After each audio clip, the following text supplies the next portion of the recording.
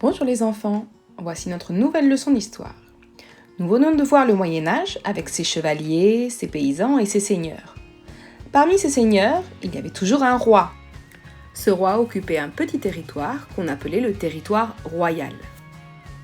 Nous allons nous intéresser ici à un de ces rois, celui qui restera un modèle de la royauté française pour tous ses actes de bienveillance. Je vous parle ici de Louis IX, qu'on appellera après sa mort Saint Louis.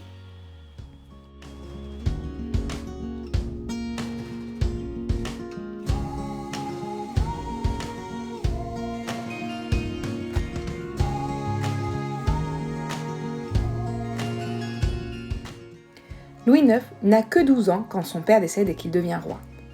Bien évidemment, 12 ans, c'est beaucoup trop jeune pour être roi. C'est donc sa mère Blanche de Castille qui va diriger le territoire jusqu'à sa majorité.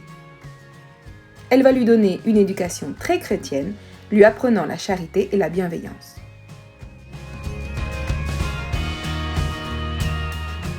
Au XIIIe siècle, le roi de France était un seigneur parmi les autres. Comme eux, il exerçait son autorité sur un domaine, le domaine royal.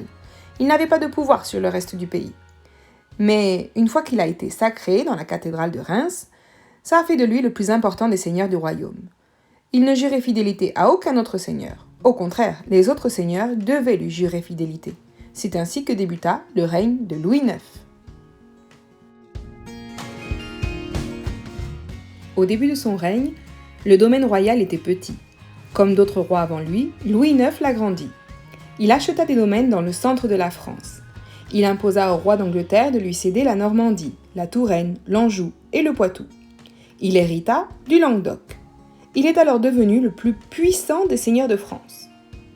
Durant son règne, Louis IX renforça son pouvoir. Il installa des représentants dans différentes régions et les chargea de rendre la justice, de collecter les impôts et de trouver des soldats pour l'armée royale. Il envoya des enquêteurs surveiller le travail de ses représentants. Il chargea le Parlement de vérifier comment la justice était rendue dans les tribunaux. Louis IX était un roi bon, qui croyait en une justice équitable. Ses représentants devaient rendre justice à tous, sans exception, aux pauvres aussi bien qu'aux riches et aux étrangers. Ses représentants ne devaient prendre ni l'or, ni l'argent, ni autre chose, et s'ils agissaient mal, ils seraient punis. Louis IX est également connu pour être parti 2 fois en croisade. Ah ça, nous le verrons la prochaine fois.